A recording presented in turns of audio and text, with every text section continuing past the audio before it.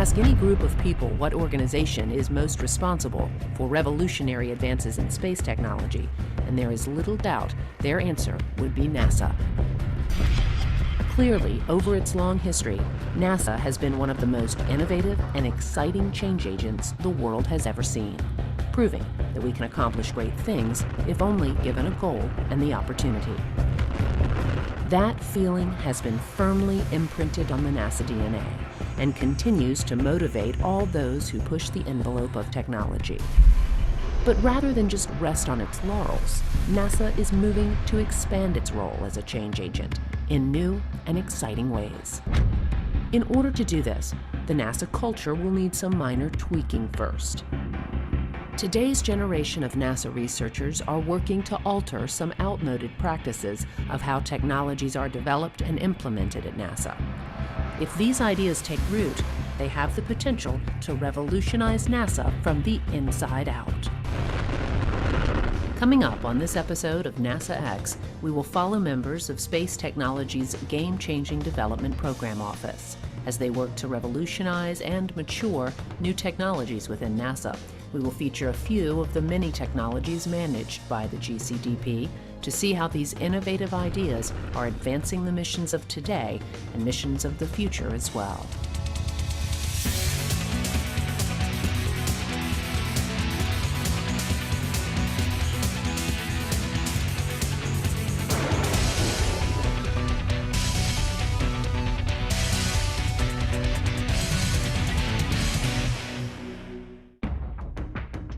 NASA has a long and storied past.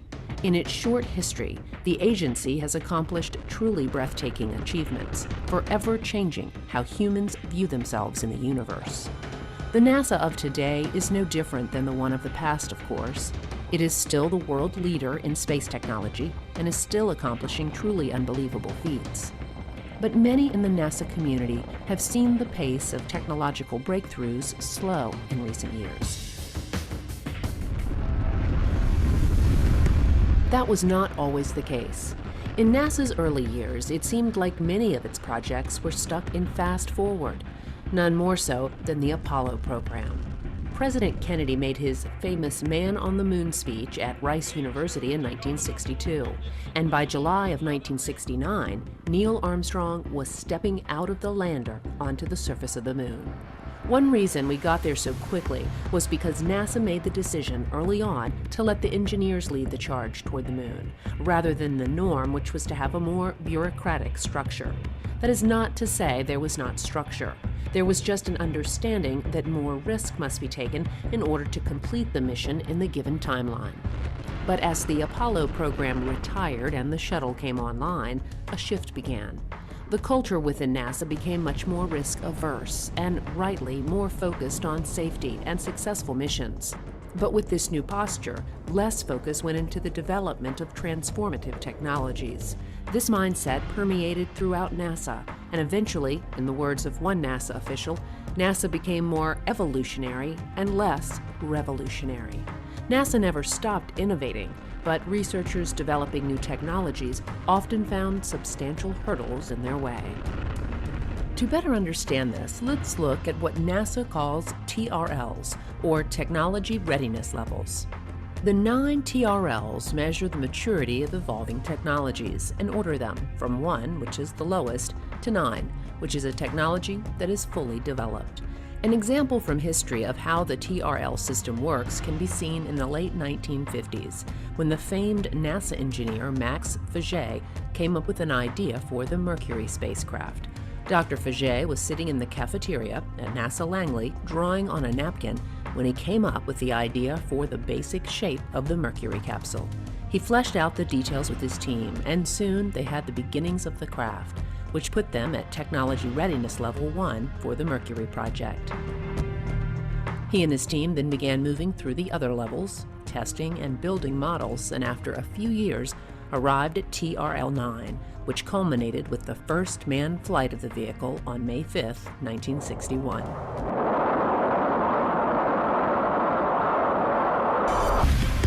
The same basic concept is still used today. Researchers come up with concepts and ideas and hope to move them through the early TRL stages all the way to full maturity. This system is the framework from which NASA engineers develop technologies, so it goes without saying that the TRLs are very important within NASA.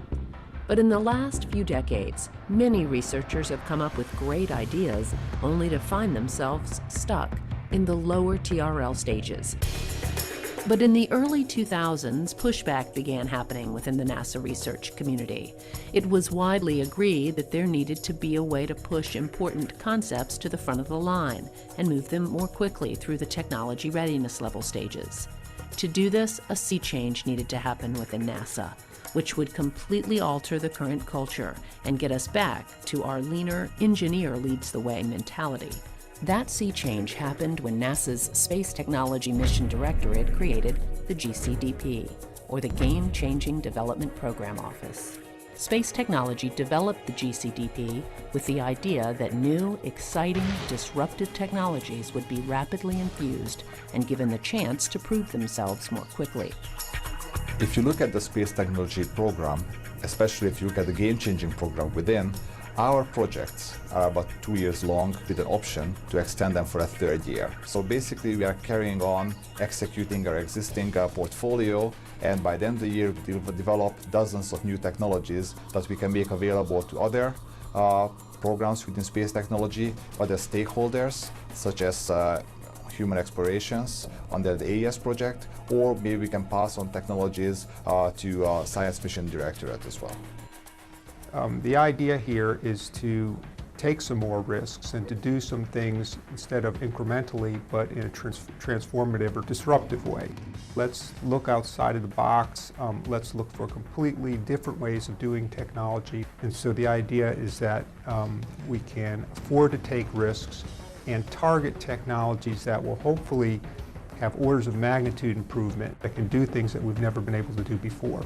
With this idea firmly established, the team needed to begin looking throughout NASA to determine which projects would be first on the list. Somebody might have a great idea, a new way of doing navigation or communication, and they'll come and they'll pitch that idea to a PI.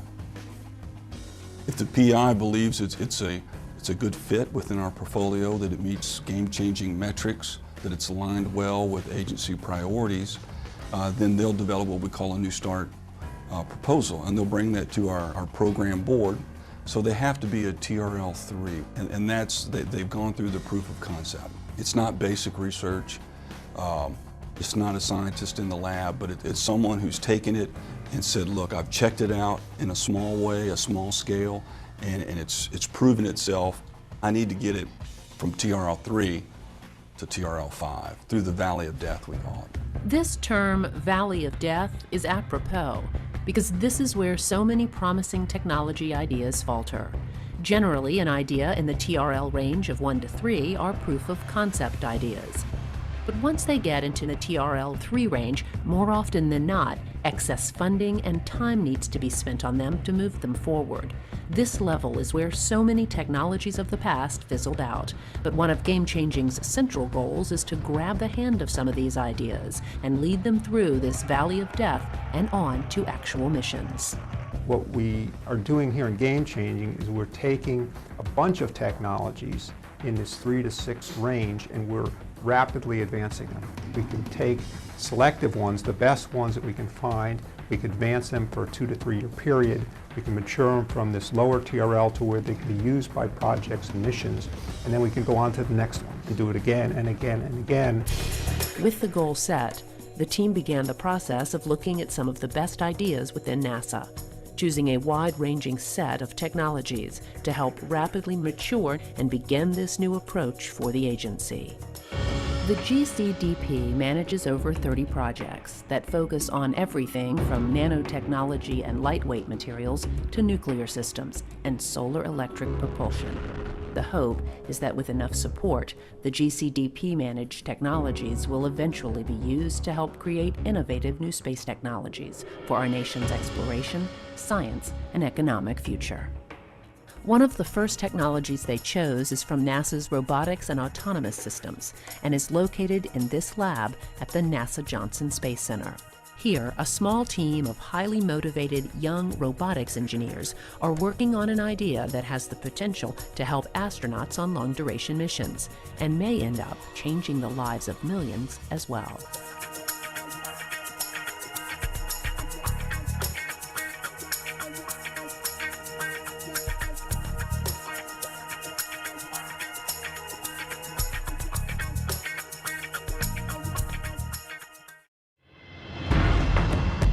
One of the first Space Technologies GCDP projects we will explore is located in this lab at the NASA Johnson Space Center. Here, a group of NASA researchers have come up with an exoskeleton that they call the X-1. It has the potential to solve some major problems for astronauts on long-duration missions. This 60-pound assisted mobility device is worn on the legs of the wearer and is used to assist them in various ways. To understand why NASA is interested in a device like this, you have to understand a little about physics in space. A major problem faced by astronauts in space is bone loss and muscle atrophy due to a lack of use.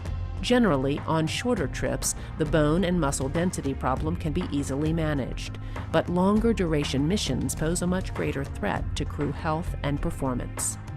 Here on Earth, we use our legs every day to walk around. But on orbit, the astronauts are in microgravity, so muscles and bones, especially those in the legs, aren't being used as they would be normally. Because of this, muscles weaken and bones begin to lose their density. As a result, some astronauts come back to Earth with up to 30% less bone structure in their legs and with significantly weakened muscles. To combat this, NASA doctors prescribe a strict regimen of exercise on orbit, but there is only so much that can be done. Generally, there is a treadmill and other bulky devices used to keep in shape, but these only provide limited success.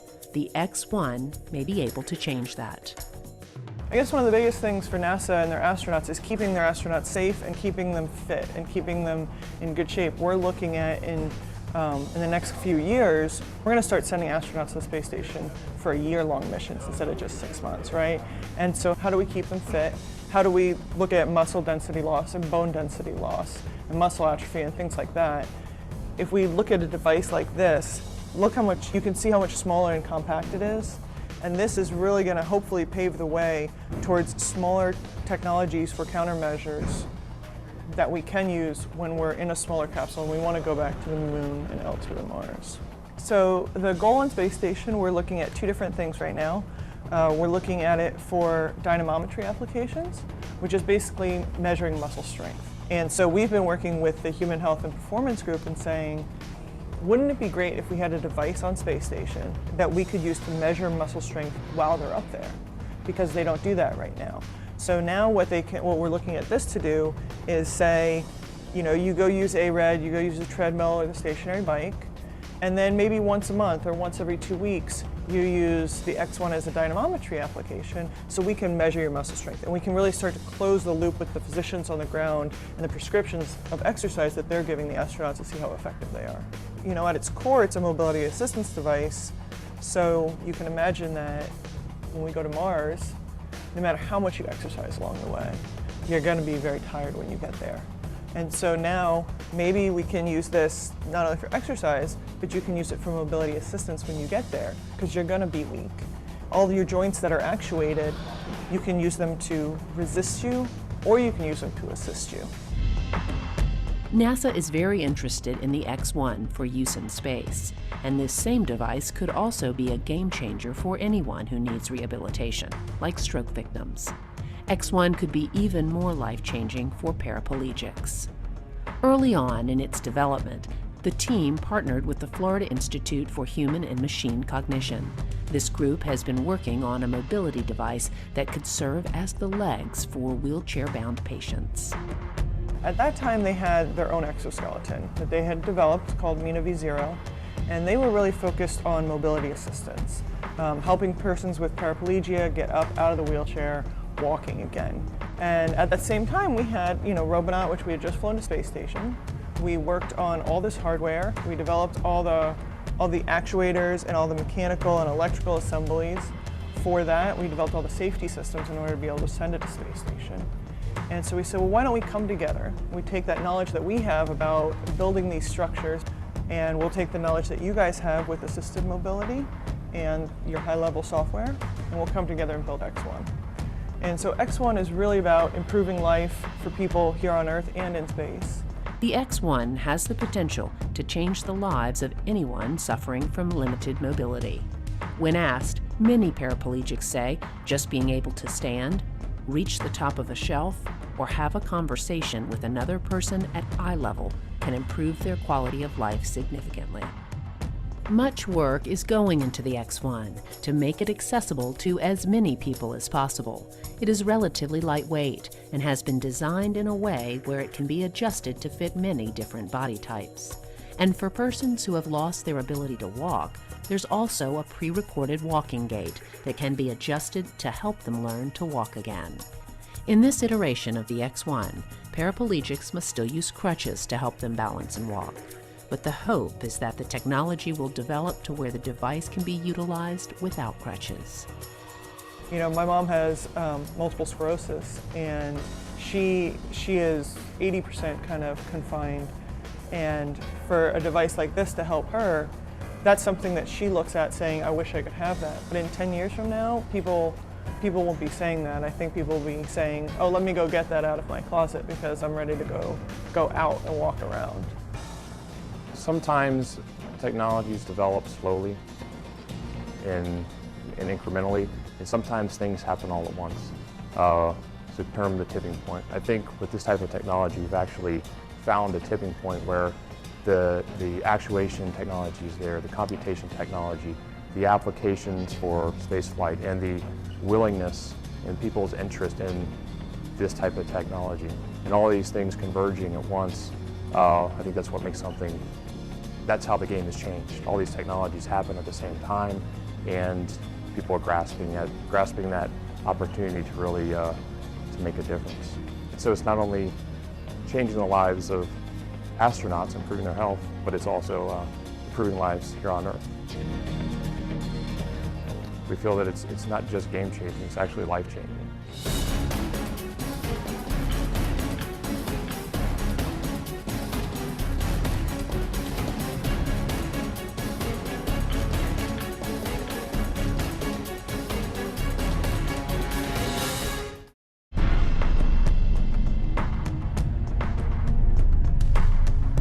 Spaceflight has many obstacles, one of which is weight. Any mission off this planet has a weight restriction. NASA has estimated roughly $10,000 per pound to get something into orbit, so weight reduction is a huge factor. If manufacturing costs could be brought down as well, millions of dollars could be saved on each launch. The challenge of creating low weight and less costly launch components is very attractive. The Game-Changing Office is taking this challenge very seriously and has created a composite cryo tank to offset additional weight and possibly save money. Current propellant tanks are made from metals like aluminum. As the name suggests, the composite cryo tank is being made from a strong, lightweight composite material that have a huge upside when talking about saving weight and money. We start out the project looking at 30% weight savings over traditional state-of-the-art aluminum or aluminum lithium tanks. And we did a phase 1 activity with 4 contractors before we down selected the Boeing for phase 2. And out of that studies that we had, we were getting anywhere from like 35 to 40% weight savings. Every pound that you save in mass on a launch vehicle, you get that savings in payload. And it's depending on whether you're at the core stage or an upper stage, that ratios vary. But you do get significant savings. So you get more performance, you get more capability, or you get increased payload. The process of building the cryo tank is not only cost-effective, the weight reductions could ultimately save millions during a mission. Current composite materials are cured in large ovens called autoclaves. This process can be very expensive, but NASA's composite cryo tank is being developed out of autoclave, making it much less expensive. Saving the out of autoclave or the autoclave expense, meaning that normally you have this huge tank and it's a composite and it's got all these materials that are in it and you have to cure it in a huge oven. you got to maintain the oven, you got to buy the oven, you got to procure the oven. So if you can find a way to manufacture with the same technical integrity as a tank that's gone through the autoclave, outside the autoclave, you can cut development costs significantly. 30%, I think, is the number that they're saying. And not only development costs, but recurring costs. You make these tanks, it doesn't have to go into an oven. The way it works is a fiber placement head on a robot is programmed to lay down the material exactly where it is needed. This new process reduces costs, time, and most importantly, produces a better product. Because all of this technology is relatively new, the NASA team is using a process called the building block approach. First, they test small coupons or pieces of the material to make sure that it can measure up to expectations. It is then made into larger pieces and tested again. The project is currently at the point where a scale model 2.4 meter tank is being tested, with the eventual goal to build a full-scale tank to fit on a launch vehicle. The current 2.4 meter section is located here in this silo in the west test area at the Marshall Space Flight Center, under the shadow of test stands for the Apollo engines. Engineers have placed a foam coating over the tank and will then test it in a way that would be expected on a launch vehicle. We put the tank through the exact conditions that it would see in the launch vehicle. So we fill it with the cryogenic material, in this case it's liquid hydrogen, and then in the case of a launch vehicle, we may have to empty that. So we would fill and drain, pressurize, unpressurize, all to determine how the tank reacts to those conditions and loads. With this test completed, engineers can look for problem areas, fix them, and then move on to building the larger tanks. And if successful, this game-changing process can be adapted to other parts of a launch vehicle, making it more lightweight and less expensive. These are just a few of the ideas that are being worked on by the Game-Changing Development Program Office. But many more innovative ideas and technologies are being moved through the game-changing lane each day. And with each new development, change is coming to NASA that is allowing the agency to rapidly infuse technology and make smarter decisions about how to move forward and create different approaches while changing the culture. Much of the credit for this positive change can be placed directly at the feet of Space Technology's Game-Changing Development Program Office. Personally, I would love if 5 years from now somebody said they really changed the game. They made a difference for NASA. That's all I'd need to hear.